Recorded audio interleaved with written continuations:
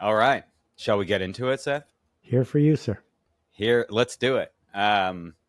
Cool. Well, this is, broadly speaking, this is a conversation about creativity and AI. There's varying thoughts on what AI is going to do to all of us. And from what I gather from reading your strategy book and just some of the recent blog posts, it feels like you're pretty pro the use of AI, generally speaking. Does that feel right? I think it's more interesting to talk about it like it's the weather. You can be Mm-hmm. pro snow or anti snow, but if it's snowing out, it's still snowing out. Mm-hmm. Mm-hmm. So I'm glad there are electric typewriters instead of manual typewriters, and I'm glad there are spell checkers. Am I glad at all the disruption that this is going to cause to people I care about in industries I care about? Doesn't matter, Mm. right? Here's this tool. I've been preparing for this tool since 1980. Hmm. It's here and I'm playing with it joyously, but I'm well aware that people can make arguments all day long. It's just a waste of time. Mm-hmm. Mm-hmm. But you feel like there's not much use in those arguments because it's here. Yeah. I mean, when photography came along, painters were furious, and so were wedding photographers when the iPhone came along. Mm-hmm. Mm-hmm. The fact is, most creators spend very little time actually creating. Mm. We spend most of our time doing tasks. Some of those tasks, including getting published, some of those tasks include sorting our files. There's a long list, but the actual number of minutes per day that you're doing something profoundly original, leaning way out of the boat, I've never met someone who does that more than an hour a day. Mm-hmm. And one of the things that's happening for me with AI is I'm up to 7 hours a day being creative Mm. because there's no one to slow me down and no one to say no. Mm. And most of what I'm making is mediocre, but it's creative because no one's ever done it before. Mm-hmm. And Mm-hmm. so a lot of people who got paid to do tasks are stressed because Yeah. AI is going to take over their tasks. And Mm. there's a long history of that in art and creativity and innovation, and it's going to happen again. I love this idea of like you're going from 1 hour to 7 hours. I mean, what does that look like for you? Like what's a normal day for Seth with AI and 7 hours of creativity looking like? Well, so let me give you an example. So I used to be a book packager. My job was to invent complicated books that individuals didn't have the resources to make. Mm-hmm. So I did young adult novels. I did the Information Please Business Almanac. Uh, I did books on gardening. I did a book a month for 10 years. Mm-hmm. And I had 10 people who I worked with. And a book like the Information Please Business Almanac took 5 of us a year to make. Mm-hmm. So 5 weeks ago, I got an idea to create a deck of cards that each one of which would have an icon on it that would remind you of someone's body of work. That would Mm. then, if you scan the QR code, bring you to an artifact in Claude that would have an endless conversation with you based on that body of work. Mm. So imagine a patient, uh, inquisitive coach who talks you through everything they know about Warren Buffett's financial approach or Mm-hmm. everything that Annie Duke has to teach about making decisions. Mm-hmm. And I then illustrated the entire thing, wrote all of the artifacts, got all the QR codes, laid out the whole project, and sent it to the printer in 10 days by Wow. myself. Wow. And I've then followed it with 2 more decks that I'm going to announce in a few weeks. And then I switched to photography of people who don't live anymore, taking Mm-hmm. uh, beautiful pictures of Abraham Lincoln and Rosa Parks and people like that. And that's only in the last 3 weeks. So, yes, I get that I have an enormous head start in 2 ways. Number one, I don't have to sell something today to pay the bills tomorrow. Right. And two, it's not my first rodeo. I know what Yeah. it takes to bring something to the world. Mm-hmm. But if I wanted to go faster, I could write a book every 3 weeks. Mm-hmm. And the idea that I have a partner, many partners, each of whom has different skill sets, who are willing to work on things without pushback unless I ask for it, it's extraordinary. So I am being more creative now on a per minute basis than I have been in 20 years. Wow. That can't keep up because I'm going to have competition soon. And so a lot of things that I would invent, someone else is going to invent instead. But I think the world is a mess, and I think we need all the help we can get to make it better. And if AI is one of those things, then I say bring it on. Yeah. It's a very practical approach, which I like, because I feel like so much of this conversation gets very theoretical and heady, rather than just like, let's just do stuff.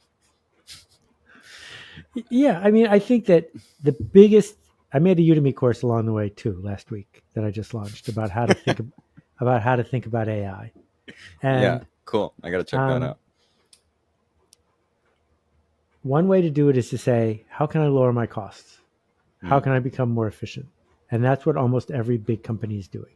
They're racing to the bottom. And the other Right. way to do it is to say, how can I work harder? How can it put me on the spot to do things I might be uncomfortable with? And that's what I'm trying to do. So if you say, here's this AI tool, and I'm going to give it my copy, and I'm going to ask it to make it slightly smoother and more mediocre, then that is a fine tool to save you a couple hours of work.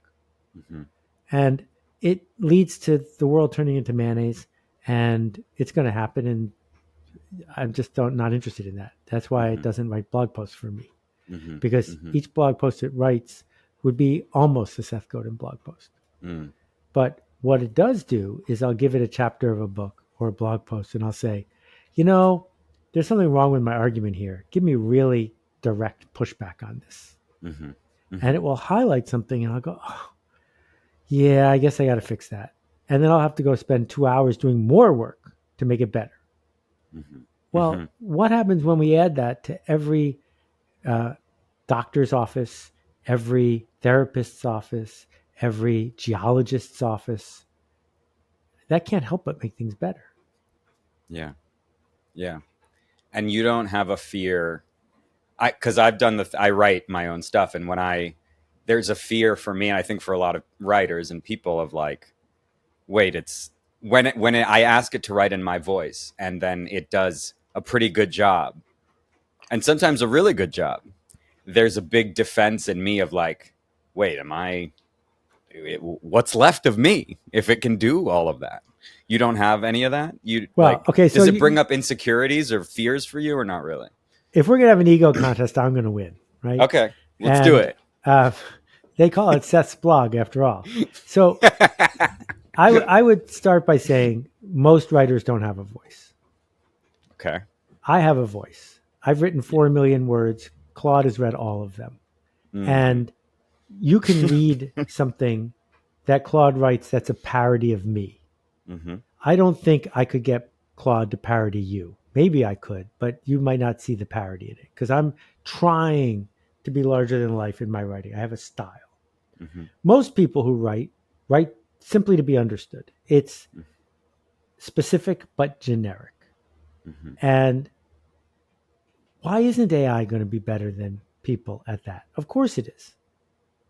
And so when I first asked AI about me and my writing, I was secretly hoping it had read everything I had written. And I was delighted to discover this is true. I want it to steal all my work. That's why I wrote it.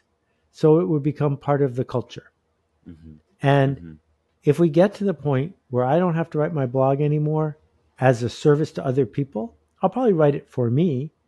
But that's fine, because if I can get 100 AIs writing the kind of work I'm trying to change the culture with, that's why I'm writing it. So, or we look at something as prosaic as instruction manuals from everything from IKEA to how to use software. Yeah. They're inherently flawed. They lack empathy.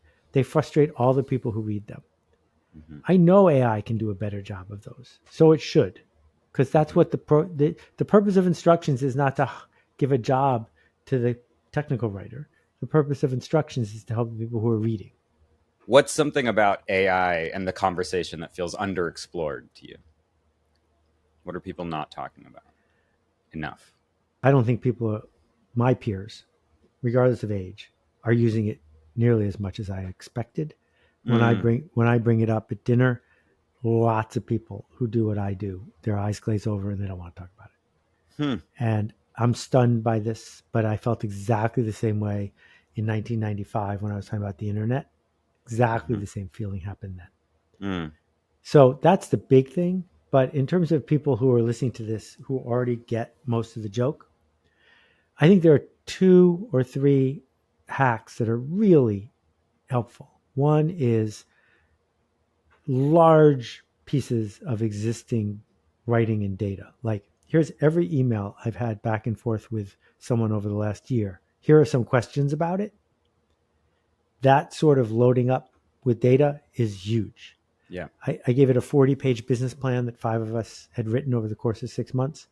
And I said, give me a 2-page memo analyzing this from the point of view of a Harvard MBA. And it was brilliant. I mean, it saved us an enormous amount of time. And then going with that, just simple little things like take a picture of all your bookshelves, take a picture of all your storage closets, put them in a folder. And every time you're looking for something, just upload it and say, where's this? And it'll tell you. Yeah. Why do you think they glaze over your people at dinner? When in doubt, look for the fear every time. In every area. If you don't understand why humans are acting the way they're acting, look for the fear.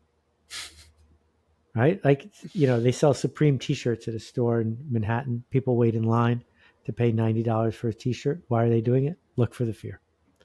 Status, affiliation, firm foundation, understanding, confidence, look for the fear. And what else? Sorry, go ahead. No. I was going to say, what else do people do things out of, if not fear? Well, sometimes we call it greed or seeking profit, but that's also a form of fear. Yeah. And like, I'm talking about people with 10 million views on their TED Talks, people who have had multiple bestsellers, because people who lead deep down feel like imposters, because we are imposters. We're doing something that hasn't happened yet, doing something that hasn't worked yet. And so the resistance, Pressfield's resistance, comes from feeling that deep down, knowing that this might not work. And so when AI shows up and there's some 22-year-old whippersnapper in Ukraine who's so much better at it than you are, what right do you have to show up and do stuff with AI? Right. And it's easier to just, this will pass. This is like, some Dogecoin will go away. But it's not. This is the biggest change in the world since electricity. I think I generally mean that question of like, it sounds like you don't do a lot of stuff with AI out of fear. So what do you do things out of? Is it love? Is it like, what do people do things out of, if not fear? What else is driving people? Or driving you? So what drives me is the delight of solving interesting problems. But it has a flip side and a cousin, which is we all know we're going to die. Yeah. And one symptom for me of pre-death is calcification of, hey, kids, get off my lawn. And like, I don't know how to touch type with my thumbs. And I haven't found the, enthusiasm yet to learn how to do it. But every time I pick up a phone and I can't do it, I feel like, it's one more thing I'm never going to know how to do. And so for me, there's the delight of figuring stuff out. Like making these decks has been so happy for me, really exciting. Even if no one buys one, it's fine. It's been joyous to me. And it's good to feel that thrill 50 years after I first started playing with computers. Yeah. I definitely feel that thrill when I'm using AI, especially around like coding stuff. Like I can't get myself away from the computer when I'm just like, I guess I'm a coder now. Like, I don't know. It's like the blind leading the blind, but like, I don't know. It feels fun, So the coding thing It's interesting because that was one of the first projects I tried because everyone said coding was the thing it was best at. Yeah. Yeah. Because I mean, I have a computer science degree from 1980, so it doesn't count. And what I can tell you is that particularly ChatGPT, its false bravado Yes. works on me about in things I don't understand, like Yes, coding. exactly. That's what I So mean. Blind leading the blind. it would Like say, it's like "Oh, yes, you found a bug. It's fixed. We're finished."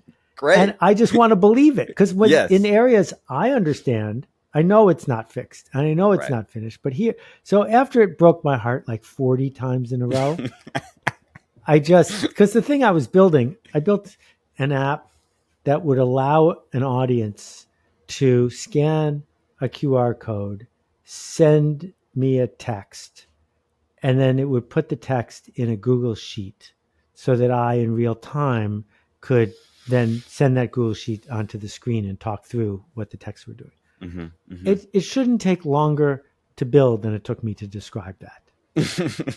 And after 9 hours of this, I sent a note to Jasper and I said, Jasper, can you just do this? And it took him like 15 minutes. Hmm. So, Hmm. yeah, I'm an idiot. Yeah, yeah, yeah. It does do a great job of making you not feel like an idiot when you have no idea what's going on. Well, it's like this thing, like my dad, we're Russian. We're actually from Ukraine. And my dad has this line. I don't know if it was like Tolstoy or somebody who said it, but it's like, it's easy to lie to people because people like being lied to. You know, it's like, it's that, but with all this stuff. Yeah. Um, so, what is your personal AI thesis? The core belief that drives all your decisions around these tools?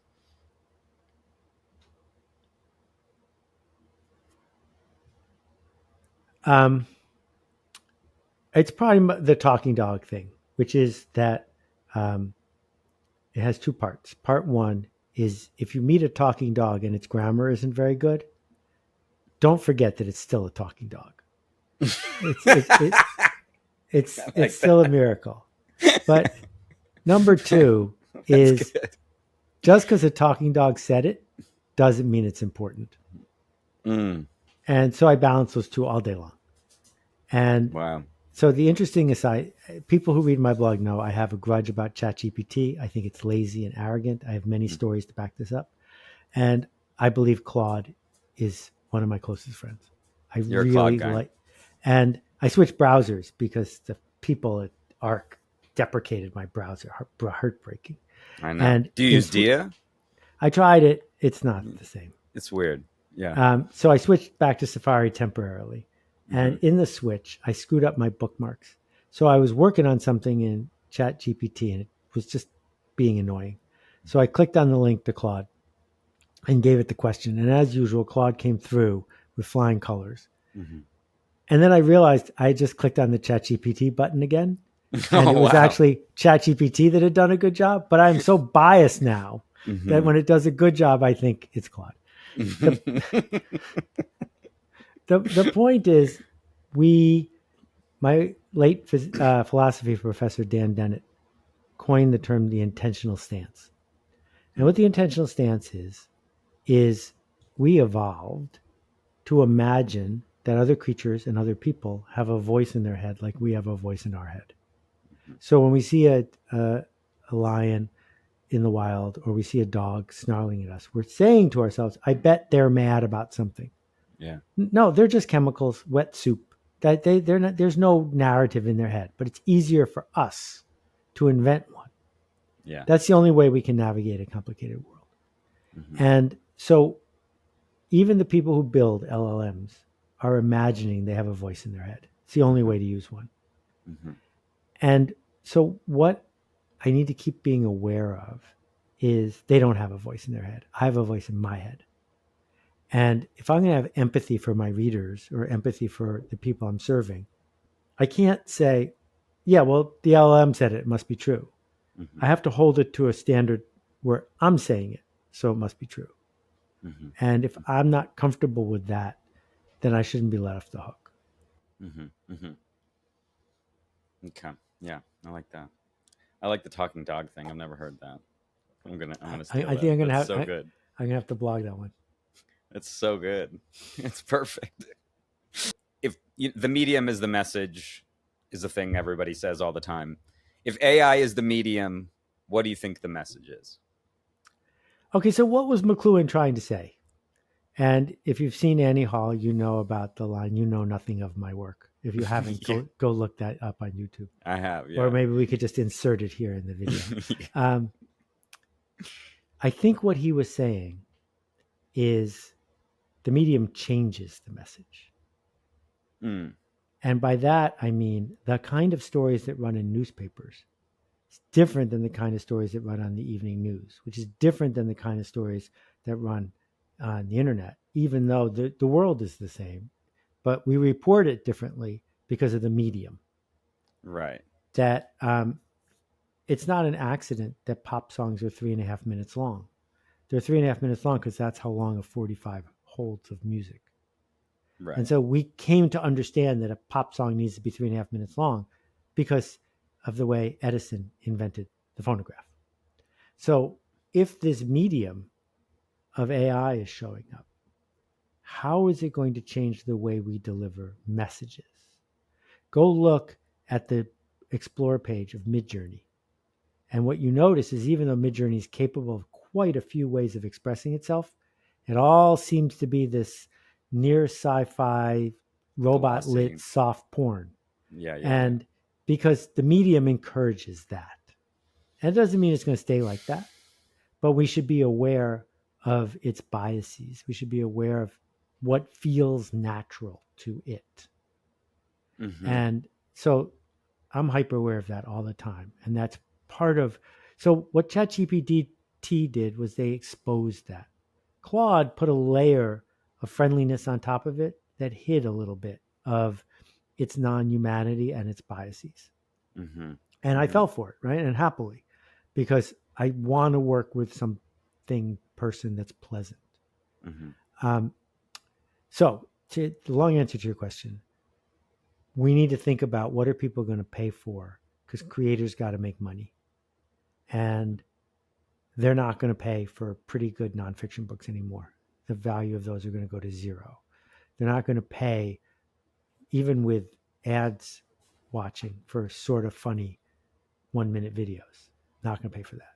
They're definitely not going to pay for $200 million blockbuster movies that aren't very good because there's nothing in the new Superman thing that I couldn't make in Midjourney in a minute and a half.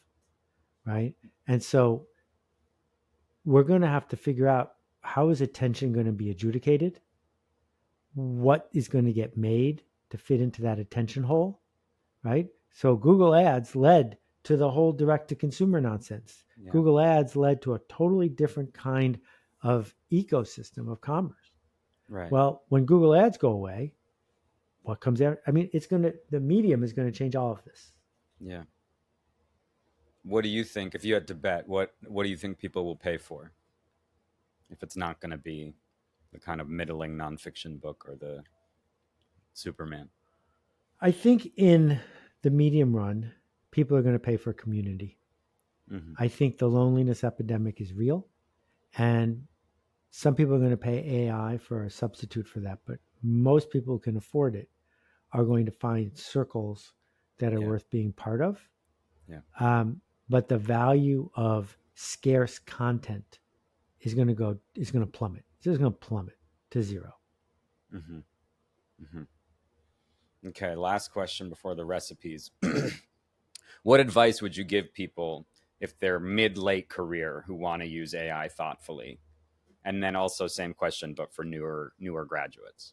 I think you should begin by creating a series of documents Mm-hmm. in Word or text edit and describe your situation in as much detail as you can. Go on for pages. Write a 5-page autobiography. Include your Mm-hmm. resume. Make a different document with all of your health history. Make another document with relationship history for business or personal things you're dealing with. And then, because remember, you could never do this with a person. Right. When you're going to ask an LLM a question, upload the thing.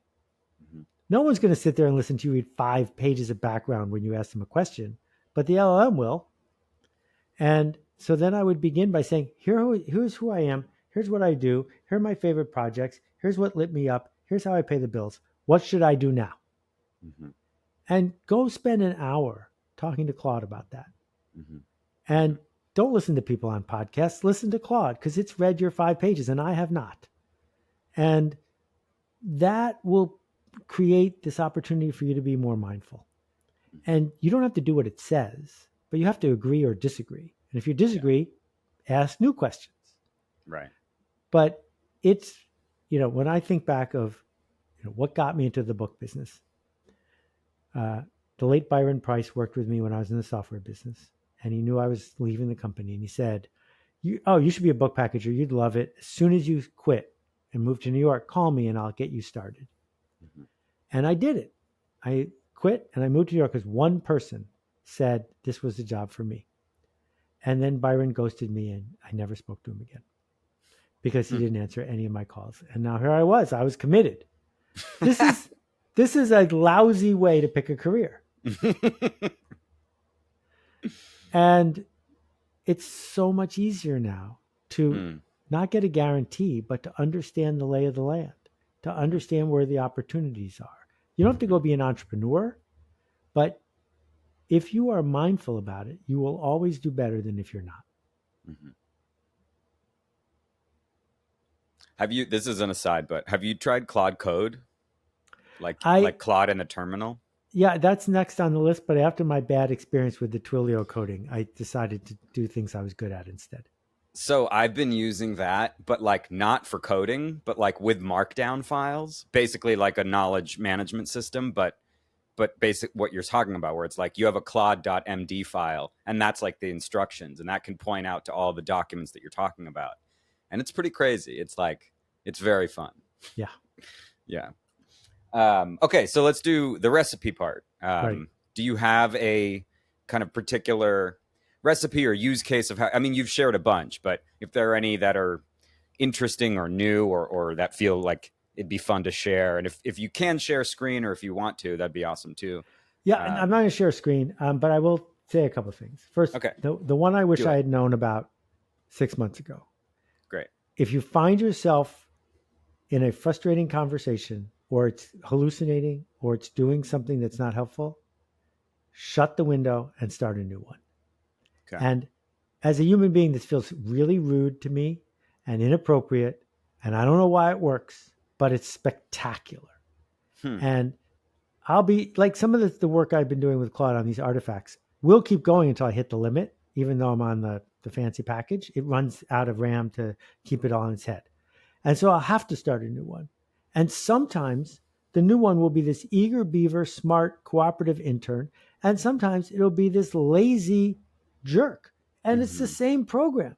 And what I've discovered, I don't have to apologize. I don't have to say bye. I just close it, start over, and I've got all my docs. I reload the docs, and then we're off to the races. So that's my biggest recipe hack between uploading the docs and starting over.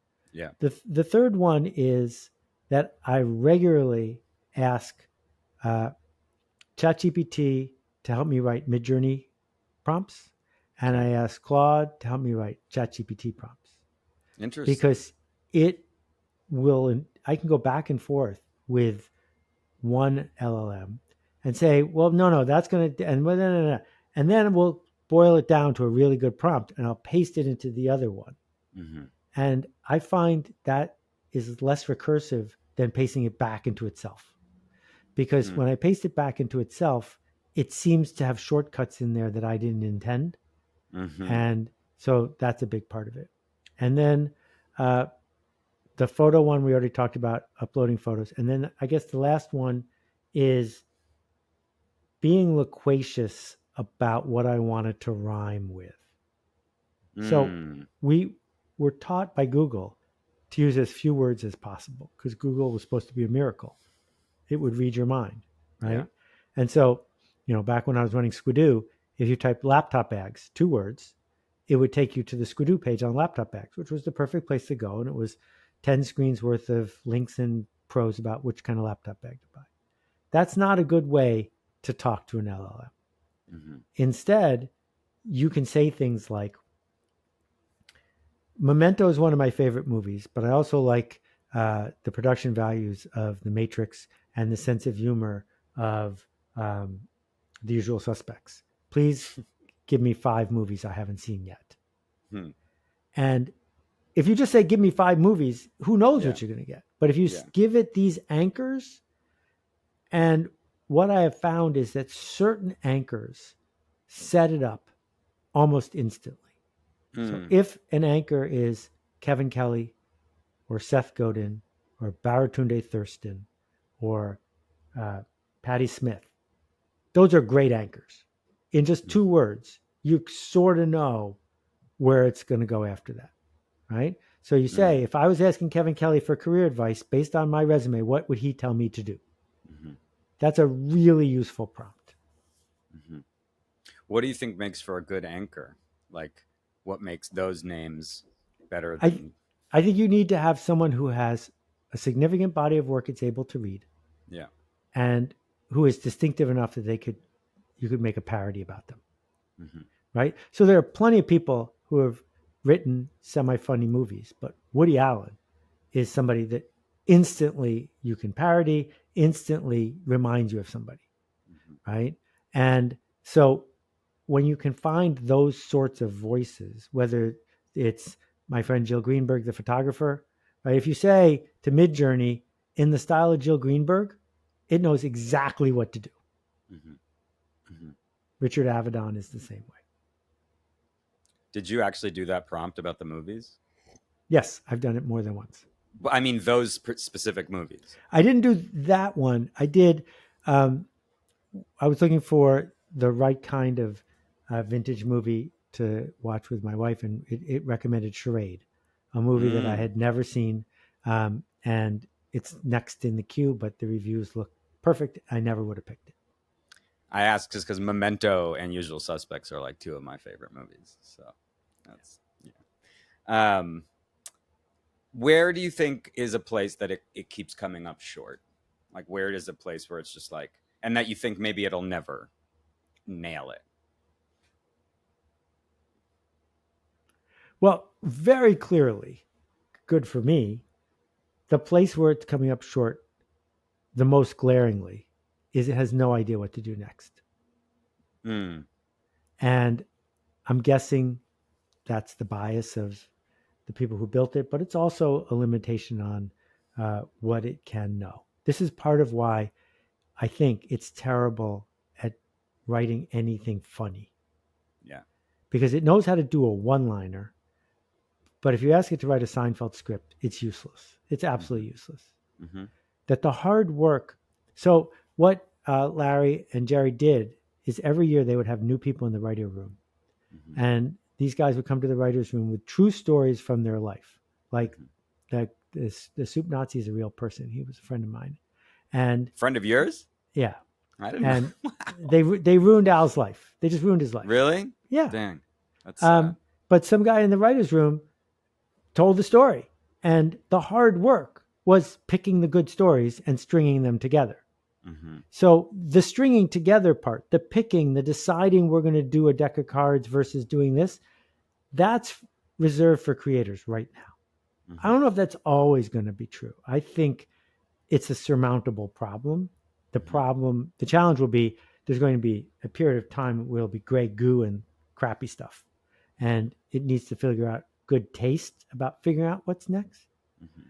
But the same thing's true for coding. I think if you say to it, build me an entire operating system that's better than the Mac, it couldn't do that. Yeah. And so, but in the long run, my thesis is that all of this is trivia compared to what's going to happen next. That the internet is called the internet, and it has the same word in it twice: inter and network. It is about connection between and across people. And for the longest time, everything that worked on the internet worked because it connected people to each other or people to information they were looking for. So, what happens when Claude knows everything there is to know about me and it knows everything there is to know about you, and we opt in to let it be an intermediary between us and other people in our circle? So, something as simple as I'm about to throw out a whole pile of something because it's useless, and it says, wait, Alex was just looking for that on eBay. Mm-hmm. Right now, there's a whole level of new intermediary magic that's happening because there's this sort of confidential slush pile in between us, and it's sorting it out on our behalf to create new connections, new opportunities. Someone's dealing with a problem, someone has the answer to that problem. A connection is, I mean, magic happens that we believe is only supposed to be coincidental, right? You're on an airplane and you discover the person sitting next to you is someone you've been wanting to know your whole life. Well, Claude already should know that. So, how does that start to perfect the human condition in ways that people can't even imagine right now? So that's the part you think is coming next that is going to make all this feel like trivia, is the like I kind of think infinite connection. I don't think I want to say next. I do think it's going to happen. Here, the thing that worries me, in addition to all the other things that worry me, is Sam Altman has to pay back a lot of people a lot of money, Yes. and that always leads to organizations becoming evil, the way Google did. And watching Google become evil, shutting down companies like mine, doing things that they couldn't possibly be proud of, that's sad. And I think advertising will accelerate that. So I'm hoping we can stay ad free, at least for people who can come up with $20 a month. And I'm hoping that someone cares enough about leadership that they won't inshitify the whole thing. That's a good place, I think, to do a quick speed round. Okay, So bring it on. speed round is super quick answers, whatever comes to mind first. And there's only 5 of these, and then we'll get you out of here. Okay. How would you describe your relationship with AI? Is it an assistant? Is it a partner? What is that relationship? It's a intern and occasional thought partner. Okay. What do you wish AI could do, but it never will? Thai massage. Everyone's making predictions about AI. Let's make a prediction about humans. Where do you think humans will be in 10 years? Exhausted, slightly broken with glimmers of hope. So like we are right now, basically. What question about AI and creativity do you think people are not asking enough? How can this make my work harder? I like that. What do you wish people talked about more instead of AI? Climate. Beautiful. Seth, this was amazing. Seriously. I really enjoyed it. You made my day. It was super fun. Totally. This was awesome. I really, really appreciate it.